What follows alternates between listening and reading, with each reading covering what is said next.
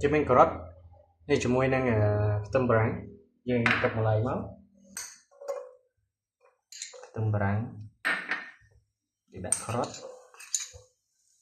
មានវីតាមីននៅក្នុងបន្លែអញ្ចឹងណាហើយយើងញ៉ាំដល់អ្នកសាបទៅកុំឲ្យប៉ះពាល់សុខភាព egg omelette របស់យើង homemade ខ្លួនឯងនៅផ្ទះសួស្តីបងប្អូនសូមស្វាគមន៍មកកាន់ By Lewin Academy អញ្ចឹងថ្ងៃនេះ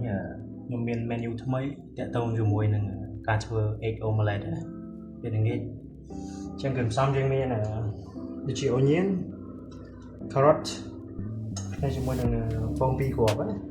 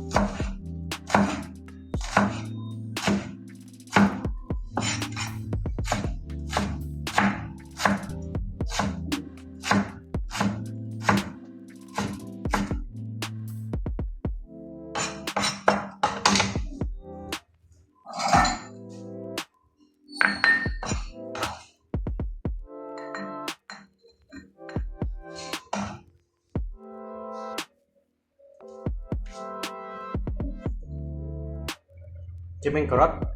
នេះជាមួយនឹងខ្ទឹមបារាំងយើងកាត់បន្លែមកអញ្ចឹងបន្តមកទៀតគឺយើងចាប់ផ្ដើមគោះពង8ខ្ញុំសម្រាប់2គ្រាប់ណាយើងប្រើពងមាន់មក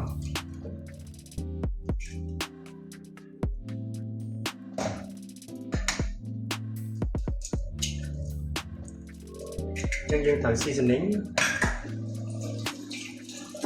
seasoning យើងមានម្រេចអូខេយើងដាក់តាមតម្រូវការមកគឺយើងមានអំបិលយើងចង់ប្រើអំបិលធម្មតាក៏បានខ្ញុំសុំប្រើម្សៅស៊ុបហ្នឹងហើយយើងចាប់ផ្ដើមក្លុកវាបាទយើងវាមក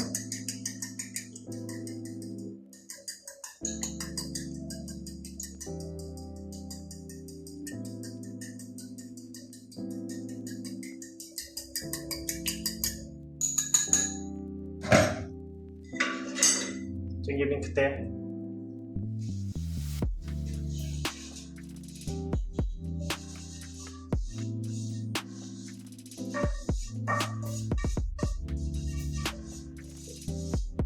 យើងប្រើខ្ទះ non stick នេះអូខេអញ្ចឹងយើងចាប់ផ្ដើមនីតិវិធីមួយនេះគឺយើងបើកខ្ទះទៀត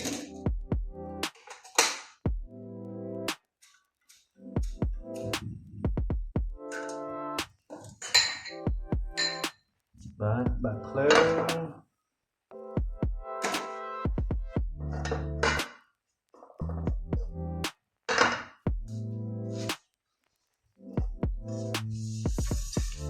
clean ផ្ទះយើងឲ្យស្អាតមក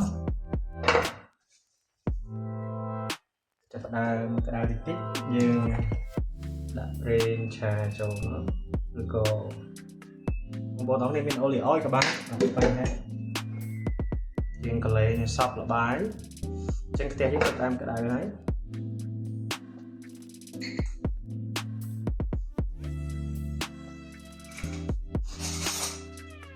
បាទយើងដាក់នឹងបារាំងយើងដាក់ខ្រុតតាមតម្រូវការណាបងប្អូនបាទតោះមកយើងលីងវាក៏យើងដូចសាតេក៏បានបាទយើងកន្លោះចឹងមកមើលតែបន្លែហ្នឹងយើងស្គមហើយបាទបើថាវាអត់វាស្លោកណាបងប្អូនអរគ្នាបាទតែជាស្រ័យផងធ្វើខុសទៅត្រូវអីព្រោះមិនមែនជាជំនាញទេគាត់ថាអាចធ្វើវីដេអូឲ្យបងប្អូនមើលបានណាចាំវាចាប់ផ្ដើមស្គមបាទ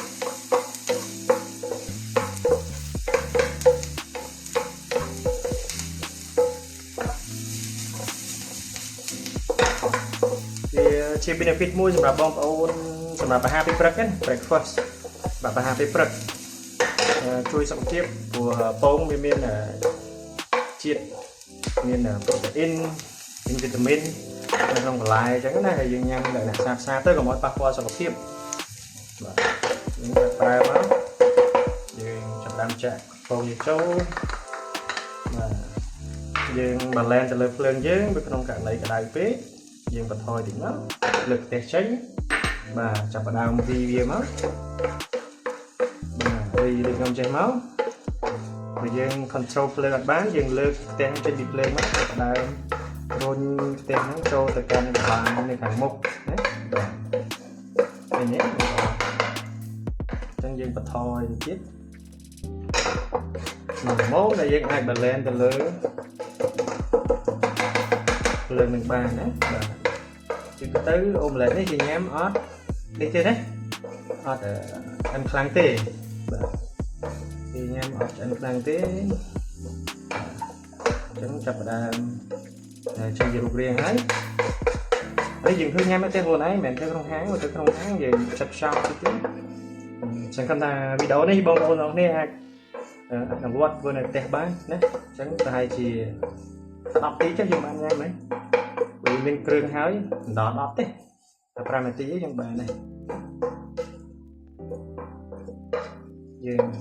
ចង់បានឆ្អិនយើងបន្ថែមតិចទៀតទៅណាបើសិនជាបងប្អូនមានប៊ឺដាក់ប៊ឺមកណាបាទខ្ញុំអត់មានទេខ្ញុំធ្វើញ៉ាំពេលល្ងាចនៅផ្ទះហើយទាញជំនាញជាប្រយោជន៍ណាហើយយើងញ៉ាំទៅឆ្អែតដូចគ្នាtrongវីដេអូនេះគេកាត់ហើយអាចចេញស្អែកឬក៏យប់ហ្នឹងអញ្ចឹងណាយប់ហ្នឹងគឺថ្ងៃទី12ខែ11ឆ្នាំ2025អញ្ចឹងយើងបានegg omelette មួយហើយតែយើងឆ្អិនបន្តិច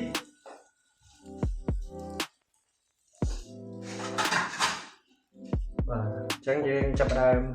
ដាក់ចូលចានយើងនេះ egg omelette របស់យើង homemade ខ្លួនឯងនៅផ្ទះជាទូទៅនៅក្នុងភោជនីយដ្ឋានយើងមានដូចជា grill tomato ណាដូចជាបបអាំងbacon សាច់ជ្រូកបីជាន់ស្រាលៗណាជាមួយនឹង chicken sausage អញ្ចឹងទៅវាចេញជាមួយនឹងនំប៉័ង2ចំណិតឬក៏ baguette អីផ្សេងអញ្ចឹងណាអូខេអរគុណច្រើនជួបគ្នានៅវីដេអូក្រោយសង្ឃឹមថា